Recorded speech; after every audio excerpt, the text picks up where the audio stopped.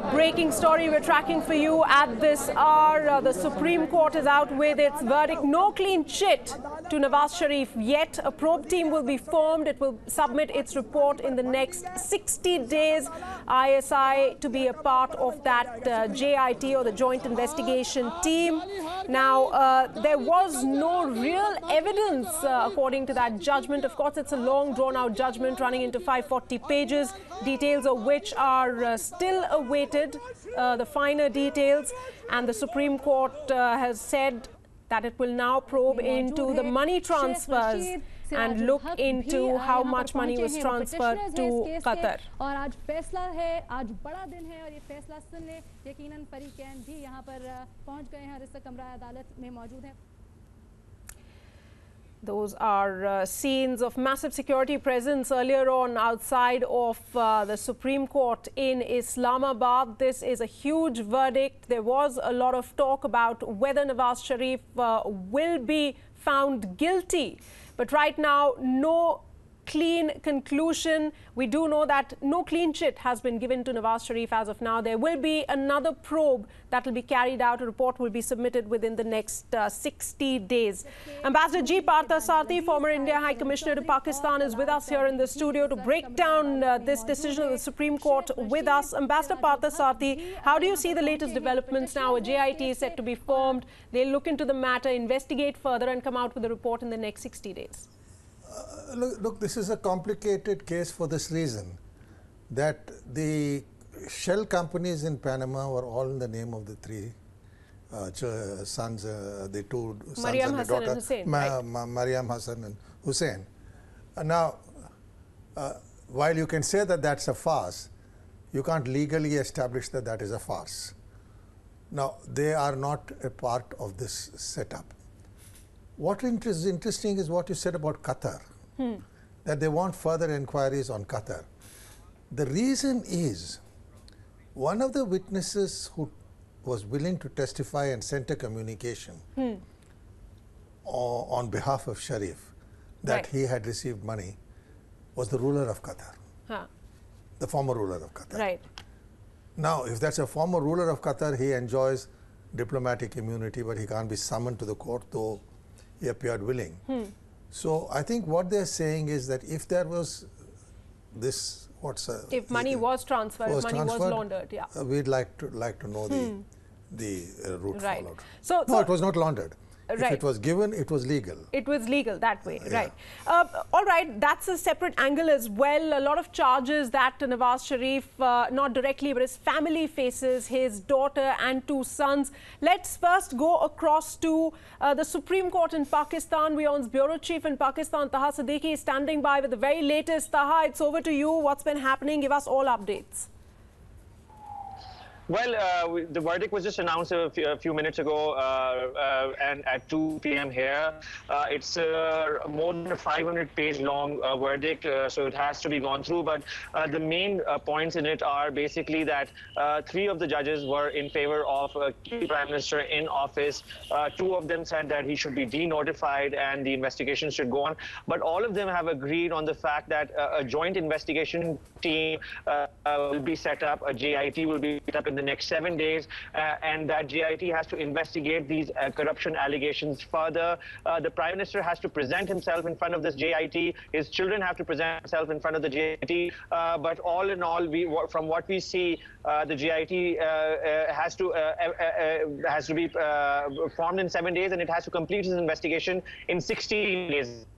Every week it has to come back to the Supreme Court and give out its sort of updates.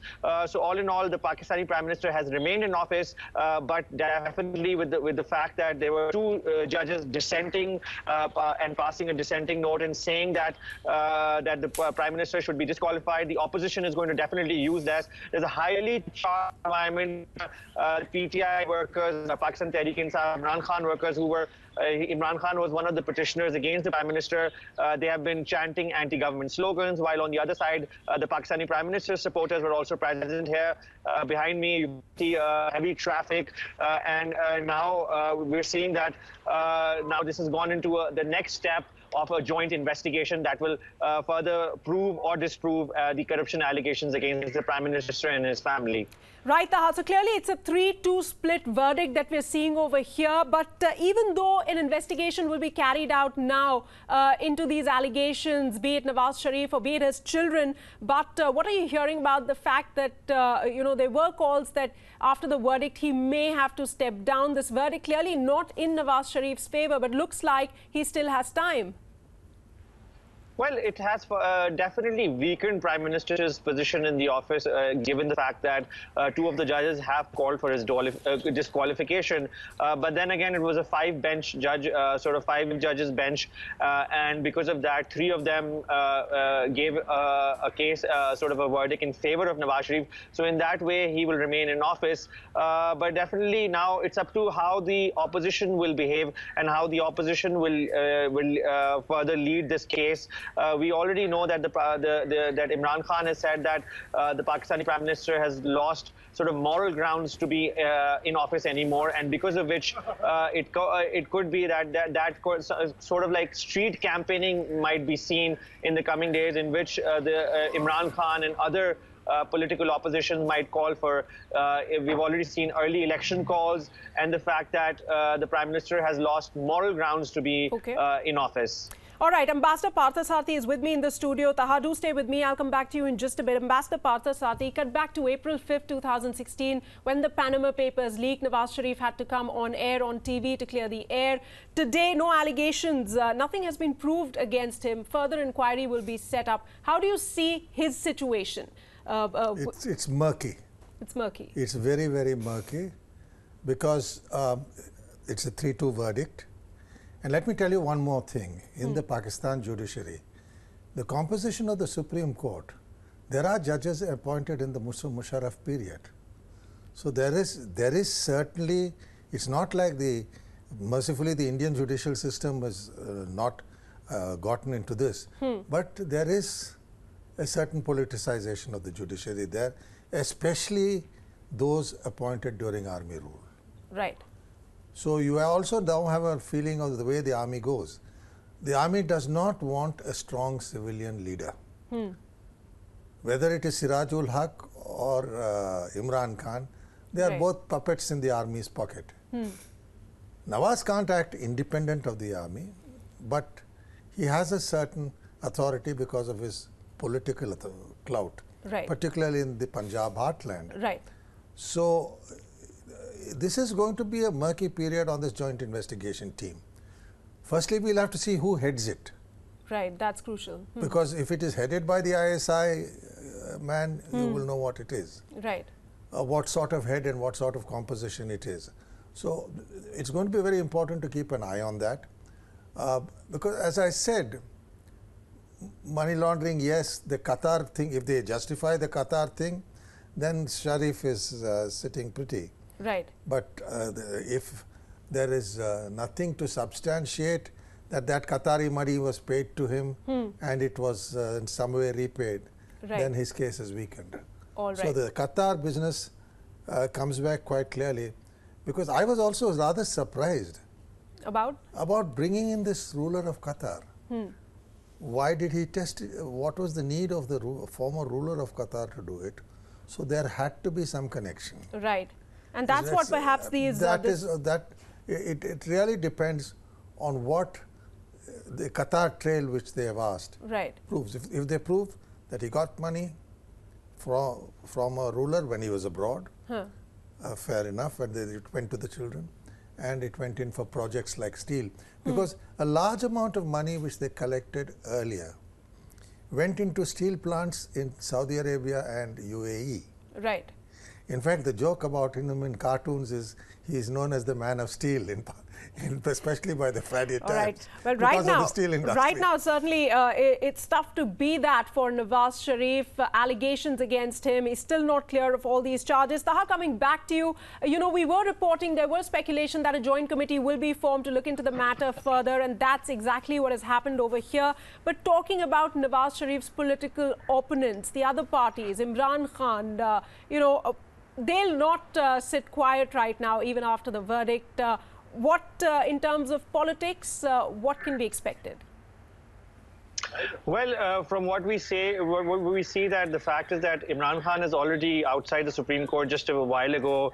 He's already called for the Prime Minister's resignation, given the fact that the detailed judgment talks about these serious allegations and says that these are serious allegations and there are loopholes in the story that the Prime Minister and his family has told about how they took this money and how this money multiplied, and the Qatari letter, as you were discussing also in the studio, what was the background of this Qatari letter. So in that sense, all of this has sort of weakened his position in the office, and Imran Khan has already called for his resignation, given the fact that even People's Party, the other political opponent, and which is the biggest party, political opponent, opposition in the parliament, has also said that a joint investigation team cannot work independently and transparently while the Prime Minister is in office, and he will influence it. So given all of that, there will be a lot of political pressure on his party and on the Prime Minister himself, but it has to be seen how it will play out, especially whether or not how it will play out on the media, and how this joint investigation team will be formed, who will be the members of it, and whether or not it can work independently, because already we've seen that the Supreme Court has said that the Federal Investigation Agency, the National Accountability Bureau have not done their job that they had to do with regards to these Panama allegations and the investigations. So that is a big question, whether or not these agencies which work under the current government, right, which work under the Pakistani government right now with the Prime Minister in office, whether or not they can work independently, and the opposition is saying that they cannot work independently. So this will be a bone of contention, and this will be basically the dispute that we will see going forward. Absolutely. We'll have to agree with what you're saying, Taha, over here. Ambassador Partha Sathi, now this judgment, whatever be the final verdict, the findings of this joint investigation team, of which the SIT is also a part, it's going to be the defining moment for politics in Pakistan, not just, Nawaz Sharif or a person like Imran Khan. As far as Nawaz is concerned, it would be history repeating himself. As I said, General Wahid Khakar threw him out in '94 and Musharraf in '99. Right. I'm quite clear in my mind that because of his independence, he's no longer, though he's a man from the heartland of Punjab and Lahore, the army would be happier to have someone pliable like Imran around. And as I said, the People's Party is not there. But the Muslim League, PML, remains a formidable party. I mean, we can't. But nobody of the stature of Nawaz. But it's going to hit the party, with the election year coming up. Yes, it will. It will hit the party. But as I said in an ultimate analysis, it's the economy. The economy of Pakistan, though they are running into serious balance of payments problems, and one doesn't know how the Americans are going to react towards them. It is in a better shape than I have known it to be since the beginning of this century. All right. So yeah, that says a lot about the present conditions. Taha, talking about the verdict, many say that it will in the end throw up a situation, and it's all speculation, to the effect that it will be Maryam Nawaz Sharif who will be taking the hit, while Nawaz Sharif will emerge unscathed out, after the verdict, and continue to, portray his image as a very transparent leader, something who stood by what was right and did no wrong. Well, that's definitely what we've been hearing also, is the fact that the second generation of Nawaz Sharif's family, which includes Maryam Nawaz, Hussain Nawaz and Hassan Nawaz, the two sons and the daughter, their reputation has been at stake with this particular case also, and in a way it shows that today's verdict and the fact that there has been this investigation with regards to the Panama, and their names have come up, and the fact that there's questionable trail of money going from Pakistan to abroad with their names. So definitely, and we know that the PMLN works, the Pakistani Pakistani Muslim League Nawaz group, which Nawaz Sharif heads. It works in a very dynastic way. So the children were supposed to get the sort of the leadership of the party, and already we're seeing that Nawaz Sharif's children are now, they've lost their reputation in the public's eye. They are considered corrupt already with this investigation and this trail of money and this corruption allegation.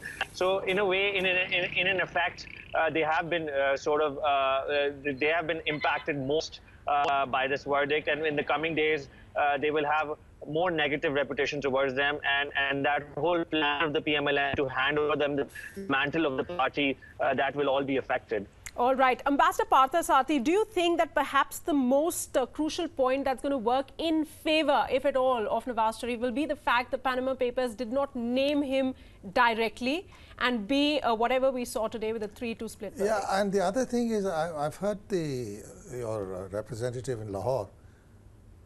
I found generally, you know, you can trace money trails where you've got bilateral agreements. We can get our money trails directly from Switzerland, from Germany, from the US, because we have agreements for money laundering.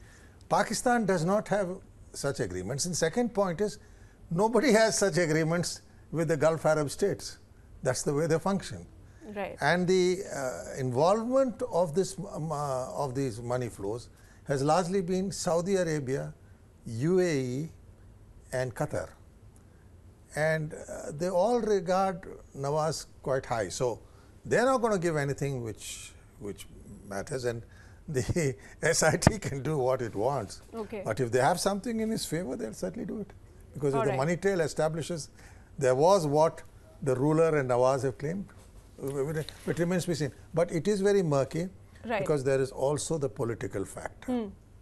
Right, that's the true. Judiciary, those who were appointed by Nawaz, those who were appointed by Musharraf, all that is a messy affair. All right, we'll, you know, they've got still 60 days time to come up with that report. We will, of course, be keeping a very close eye on the developments leading up to that day. But right now, let me get in London's Bureau Chief, Mandy Clark. She joins me live right now. Mandy, you know, nothing clear. It's a 3-2 split verdict. Questions still remain, questions that were unanswered before, now to be probed in by a joint investigation team. Yeah, it's a bit of a stay of execution, certainly, but he's not a foot off the hook. Certainly, the London factor is, of course, all the properties that were bought through the family. So what will be interesting with the probe going forward is to see if that joint committee that's going to be investigating this money trail, if they can really follow those steps and trace it back to see where the money came from, and if it was indeed through ill-gotten gains. But as has been pointed out, following the money trail can be exceedingly difficult. So the task the committee will have will be quite difficult. Absolutely. Now we're also hearing, Taha, let me come to you. Like what happened last time when these Panama Papers leaked, Nawaz Sharif came out and spoke to the public in Pakistan. We're hearing he's going to come out and address the nation again sometime in the evening.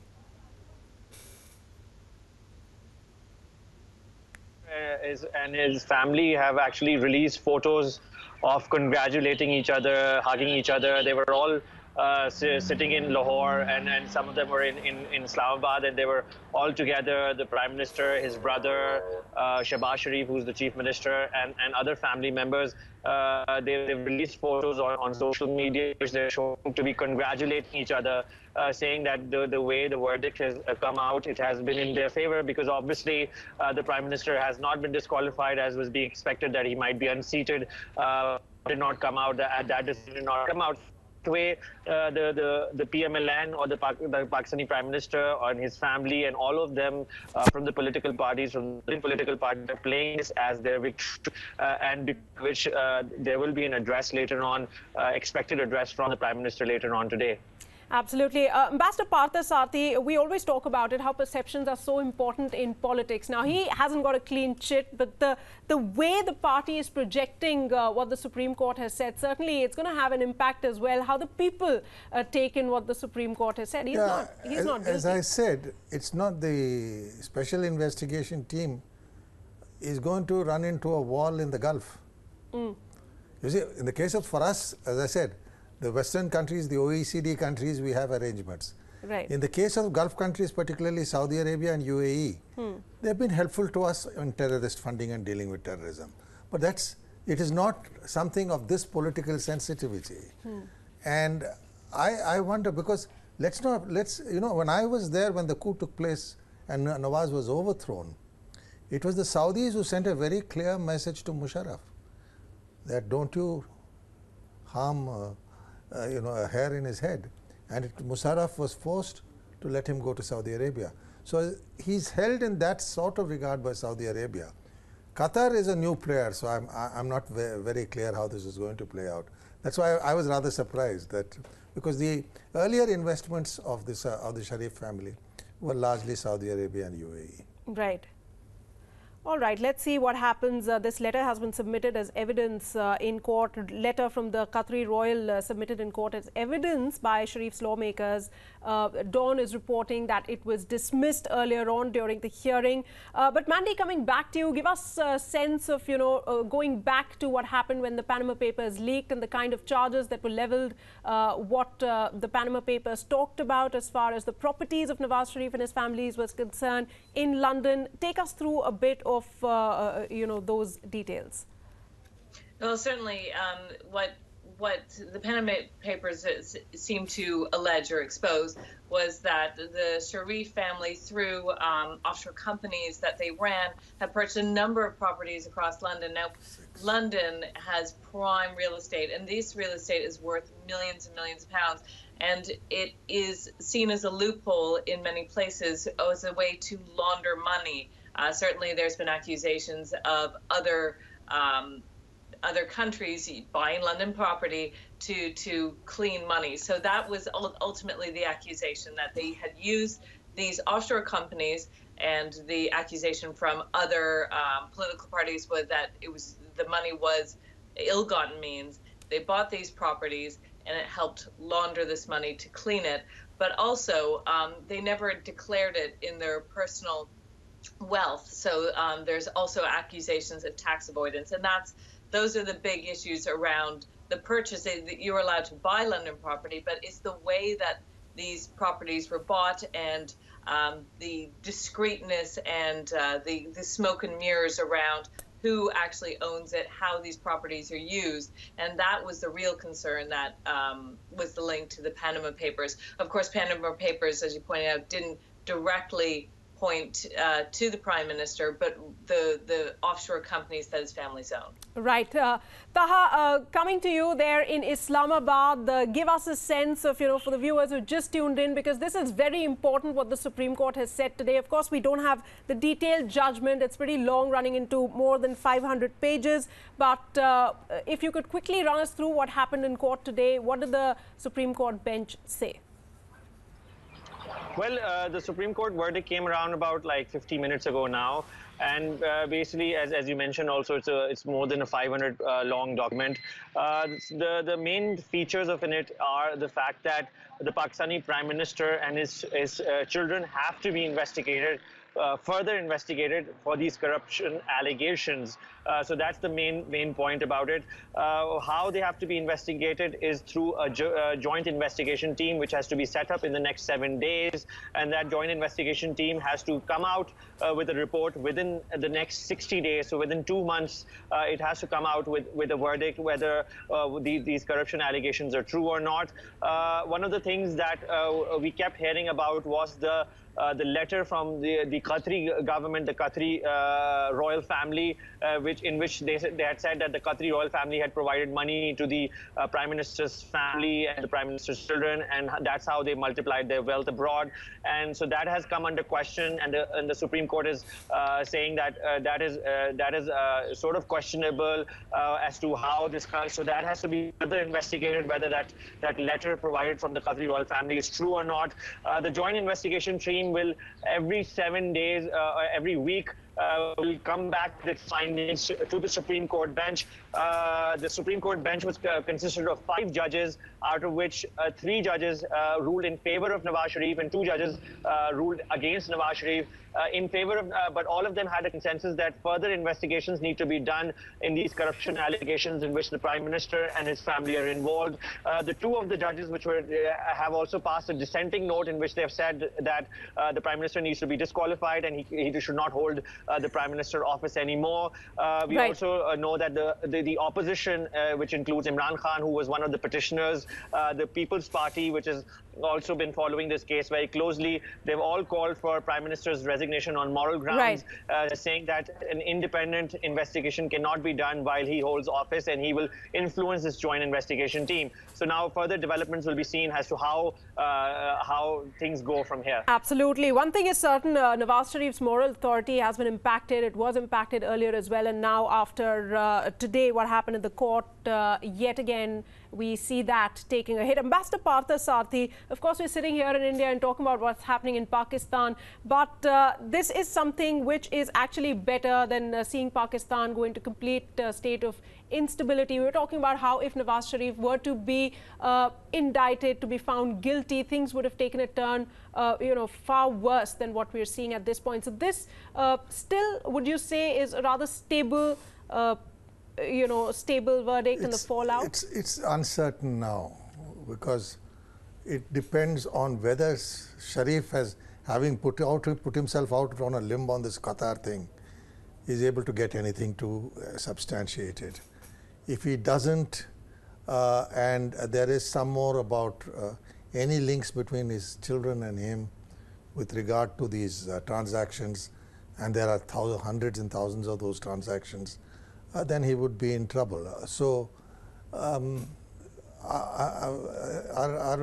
I concerned? No. I have lived through in Pakistan several changes. Right. And the problem now is you had a good 2-party system. You had the People's Party moderately left of center and Nawaz right of center. Both are gone. Imran is a flash in the pan. He has no credibility. He is widely seen as being a creature of the military. And there is no other mainstream alternative, especially given the failure of the PPP. So what sort of result will a fragmented or an election will produce in these circumstances is something we have to watch out for. And Pakistan is right now sitting on a pretty uncertain volcano with Trump in Washington, with the Afghans getting more assertive. So, though of course they enjoy Chinese support, we'll have to see. I think the best thing for us in India to do is steer clear and let them find their solutions. And I don't think we will offer any comments which can be construed as interfering in their internal affairs. Taha, coming to you there in Islamabad, give us a sense of what the JIT will be now looking into. What has the court exactly said? What are those fine points that are worth looking at for the joint investigation team, which, the charges couldn't be proved or the judges couldn't really come to any sort of conclusion today? Well, basically the joint investigation team, who will be part of it is not yet announced. But we do know that this joint investigation team will have investigation agencies from Pakistan, different investigation agencies like, for example, the Federal Investigation Agency, the National Accountability Bureau that already work to investigate politicians or to investigate corruption in Pakistan. So they will be made part of it. The Supreme Court has said that the joint investigation team has to work independently, and the Pakistani Prime Minister has to present himself in front of it and has to clarify his name with these corruption allegations. His children have to come, 2 of them who live abroad. They will have to be brought back in, and they have to present themselves in and provide evidence contrary to the allegations on them about it being involved in corrupt practices and about being involved in money laundering and taking money out of Pakistan. Again, I mentioned earlier about the Qatari letter, the authenticity of it, whether or not it is authentic or not, that will also come under scrutiny under this joint investigation team.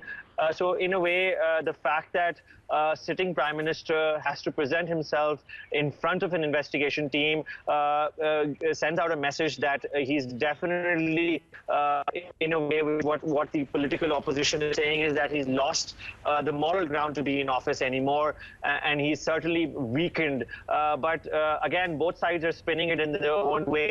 We're seeing Pakistani Prime Minister and his party and his close aides are spinning into a victory for themselves, while on the other side, the opposition are saying that this reflects that if the Supreme Court has said further investigations need to be done, and it shows that the Prime Minister has no moral authority to remain in office anymore.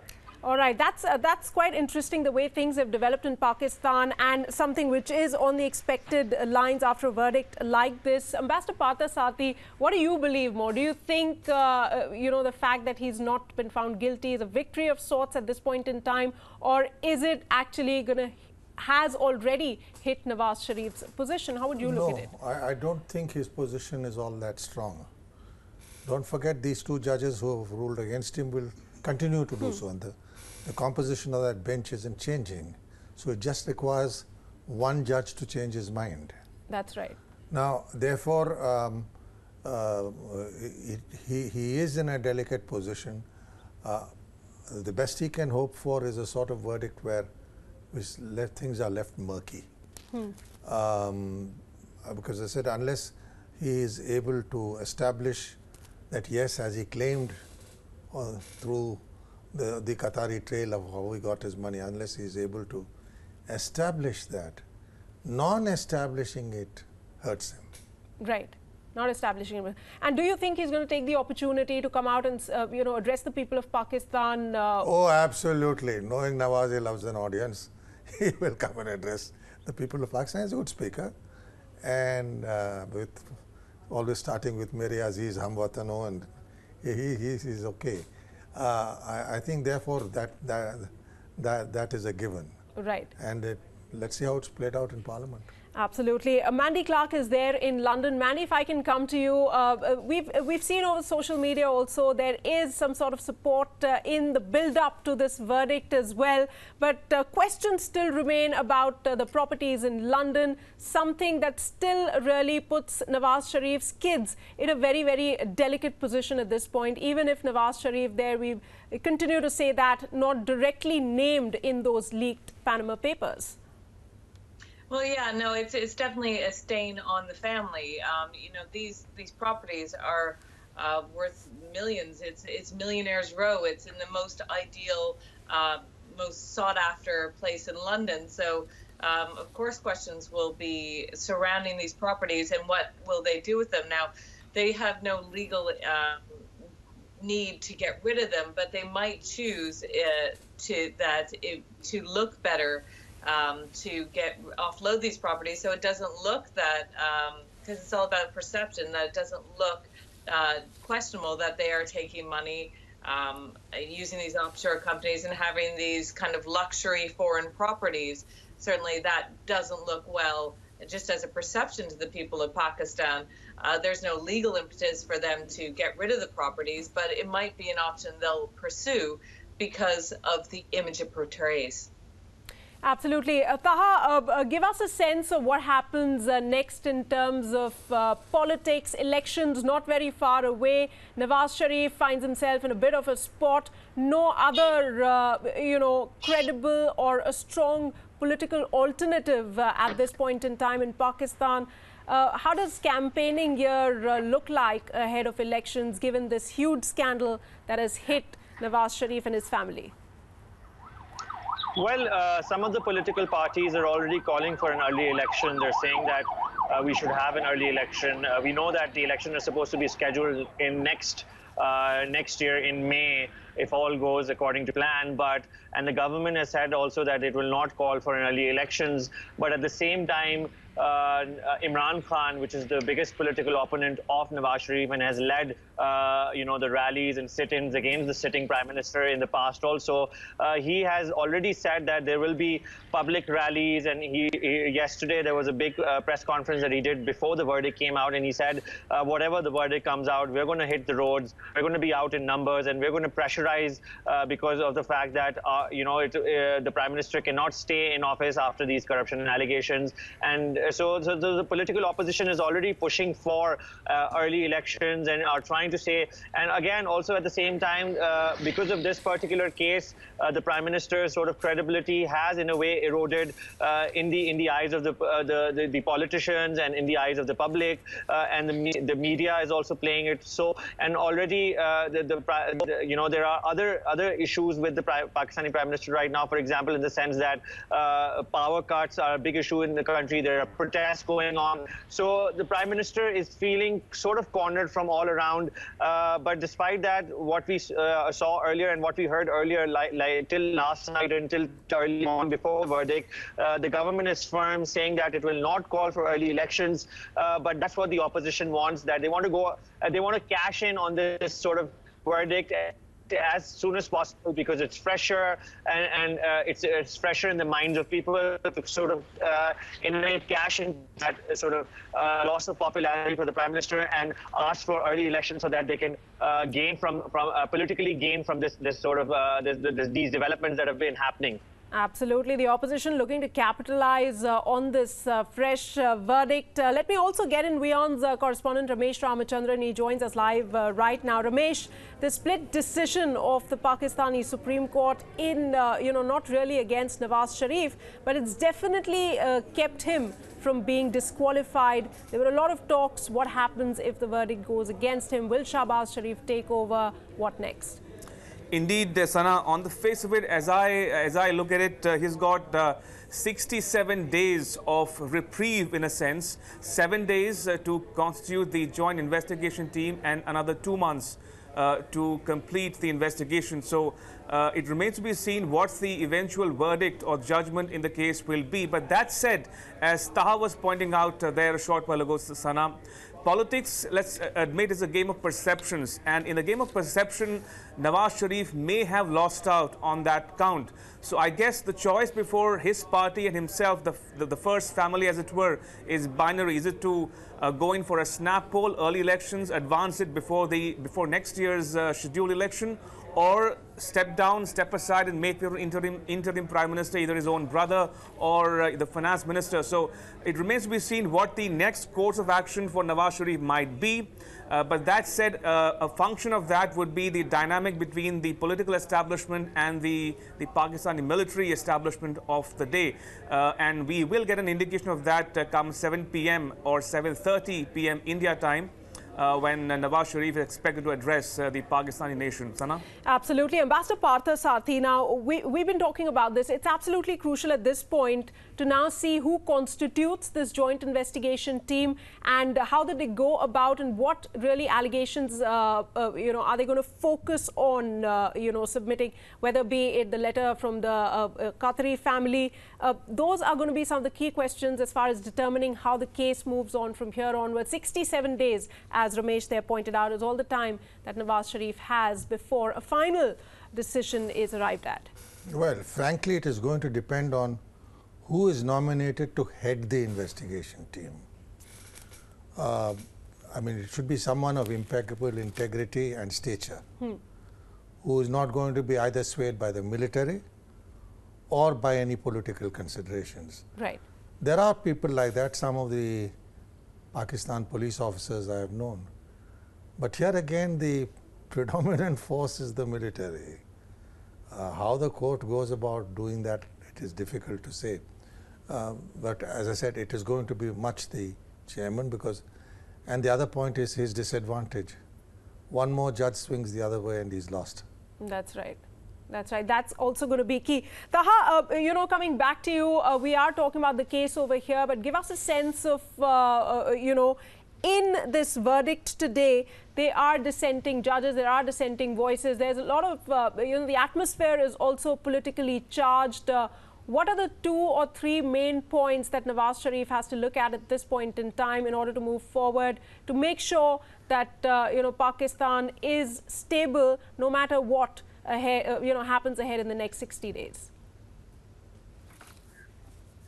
Well, the first thing that needs to be done is the way how the Pakistani media will sort of react and how the Pakistani media will go on from here, given the fact that the Pakistani media is a big stakeholder in politics today, and the way it sways political sort of perceptions in the country. And we do know that there's a lot of management of the media also in Pakistan. The local media is managed through different political players, and clearly there is definitely a divide that we see in the media. Some parts of the media are for Nawaz Sharif's family and his rule. The other parties, some of the other medias are against him and are with the political opposition. Another aspect of it is the military, how the military will react to whatever developments happen.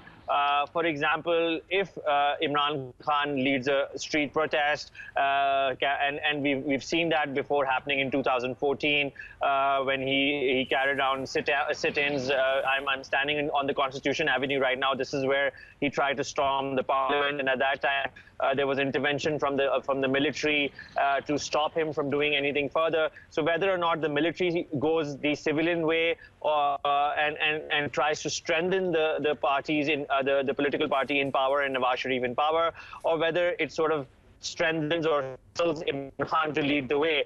And we know that in the past, the political opposition has been sponsored and by the military in the country. There are civil and military tensions ongoing on a number of issues. The military can use this as sort of a way to pressurize the government by using political sort of parties as lobbying ground. So in that sense, the Pakistani government, Nawaz Sharif, has to manage the fact that the media management has to be done. The way its relationship with the army will unfold in the coming days, and the fact that whether or not there can be this perception that this joint investigation team that will be comprised, that will comprise in the coming days, whether it can be independent and transparent, and whether it can do its work without any influence from the government. Right, Ambassador Partha Sarthi, taking on from what Taha has just said, politically, of course, it's important to see how the media plays it out, this case. But also, we've seen Dharna politics back in 2014, Tahirul Qadri, Imran Khan. There was huge, situation of chaos in Pakistan at that point in time. Could we be looking at something similar with the opposition trying all that they can? I think Tahirul Qadri is comfortable in Canada at the moment. There's no sign of him appearing on Pakistani horizons. He's a creature of the military. The Imran of today is not the Imran of 2014. Right. He has lost his luster. So we have to see, and this is the sad part of Pakistani politics. There is no one really who can be seen as an alternative. Right. You don't have it in the political spectrum, and therefore it could be someone else from the PMLN, and even if one is talking of Shehbaz Sharif, but Chaudhry Nisar, the Home Minister, has his own ambitions. So within the PMLN there is a certain amount of uncertainty. So yeah, we're in for uncertain times, certainly for the next 67 days, as your colleague said. All right. Manny, coming back to you, it is about the Panama Papers, what was leaked in those papers. We saw the Prime Minister of Iceland, soon after the papers were leaked, step down. A lot of big leaders across the world were named, a lot of Indian celebrities as well. Now, you've been tracking this case very closely. Give us a sense. You went out looking at those properties, a sense of, the location and how prime they are and how much money perhaps the Sharif family would have invested in buying those properties when they did. Well, when they invested, it wasn't that long ago. So you're looking at tens of millions, though it's Mayfair, it's London, it's central London. It is prime real estate. You can't get a more coveted location in London than where these properties are located. They are beautiful too. So not only are they in a perfect location, they are fantastic buildings in and of itself. So they would be worth tens of millions, if not hundreds of millions of pounds altogether with the whole property portfolio. And that is certainly well out of reach for most people. The people who own properties down this Park Lane, which is one of the main properties that was in question in the Panama Papers, are other foreign investors from very wealthy countries like Saudi Arabia and Qatar, Brunei, and lots of wealthy Chinese. So this area has a lot of foreign investors putting in a lot of money, and a lot of independent wealthy people like billionaires will own a pied-à-terre, a flat in London, just for the novelty and the prestige of owning property in this area. That's how coveted it is. So certainly it wouldn't be your typical residence that you would expect. All right, I'm going to be taking a very short break. Of course, this is a big story coming out of Pakistan. We'll be right back with all the latest updates and analysis. Stay tuned.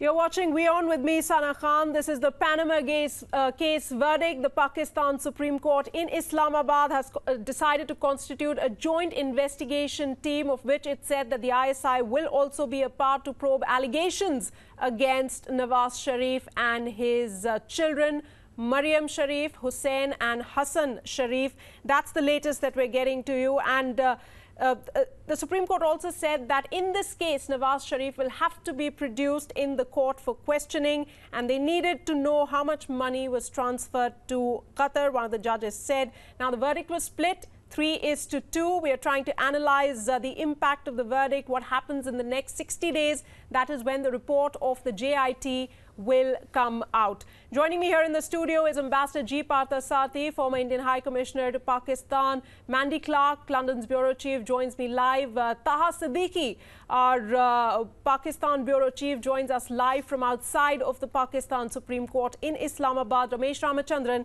is live with us here in the newsroom. Also on the phone line at this point is Ahmed Bilal. He's a political analyst. He joins me from Pakistan. Mr. Bilal, thanks so much for speaking to us. How do you see what the Supreme Court has said today? Do you think Nawaz Sharif's position has taken a hit? All right, I'm being told he'll be joining us in just a bit. But Ambassador Parthasarathy, how do you think the world is going to react to, this verdict today of the Supreme Court, not counting what happens in the next 60 days, but what happened today? Well, as far as the world is concerned, in the case of certain countries like China, it would not matter. But Nawaz has a close relationship with Saudi Arabia and with UAE and so on, some of the Arab states. They will be concerned because they have, especially the Saudis, have stretched themselves out a lot for him. The US will, like India, and see it as a further strengthening of the military. Right. Because a weakened political leadership leads to a further erosion in their contribution to foreign and security policies. So it will be seen with very carefully and with perhaps even with some concern about just how much this further erodes the power of the elected government. Absolutely. Ramesh, talking about the impact on relations between countries, what sort of an impact could this have between the already tense ties, between India and Pakistan? Sana, I was hearing High Commissioner Parthasarathy say there, but to my mind, I don't think Pakistan would be unduly worried about how the world looks at it, because remember, I mean, if Pakistan were that sensitive to how the world views it, it would have changed course long ago. So I don't, expect Pakistan to be unduly worried about the impact of this particular verdict come 67 days from now, whichever way the court decides whether to hold him guilty or to acquit him. But that said, Sana, just to give you a flavor of the composition of the five-member judicial the bench. Now, at least two of the five judges are or may be in line to succeed the incumbent Chief Justice. So, to that extent, Justice Khosa's role is of particular interest, or would be of particular interest to the watchers, the Pakistan observers, especially in India. Remember, he was the one who, among the several judges who did not take the oath of office in 2007, when the then President General Musharraf was in power, and that led to the judicial crisis, as it were, and eventually led to the resignation of General Musharraf in 2008. Also remember, in 2012, Justice Khosa was instrumental in deciding on a case which held the then Prime Minister Gilani guilty of contempt of court. So to that extent, Justice Khosa's role should be interesting. That said, Justice Khosa and one other brother judge felt that there were enough grounds for disqualifying Prime Minister Sharif, but the balance of power, as it was, swung the other side, with three brother judges saying that they might be wanting to hold on for some more time until the JIT comes back to the court with the findings of the investigation. Now, that said, another point, small point, before I hand it over back to you, Sana. I don't think it's a question of illegality as such, whether he has broken any Pakistani domestic laws. But like I said, it's a game of perception, and the questions of the ethical concerns, the moral issues, and whether money laundering was indeed happening when he was in power or even when he was in the opposition. Remember, Prime Minister Nawaz Sharif does not, his name does not find a mention in the Panama Papers, although his sons and daughters do find a mention. But he's just one of 12 odd serving or former heads of government who's been allegedly involved in the money laundering cases. So it remains to be seen how the Pakistani investigation team decides to go on from here onwards. At the same time, like High Commissioner Parthasarathy was saying, it's all a function or a dynamic of how credible the investigation will eventually come out to be, because the ISI, the MI, all these various federal agencies, their role may come under a cloud going forward in the weeks ahead, depending on Ramesh, how exactly. The composition of these teams is something that Ambassador Parthasarathy, Taha, and you all have been pointing out. That is going to be very, very crucial. Taha, coming to you there. Before what happened in the Supreme Court, there was a lot of talk about how there could be options, a new Prime Minister perhaps, or snap polls in Pakistan.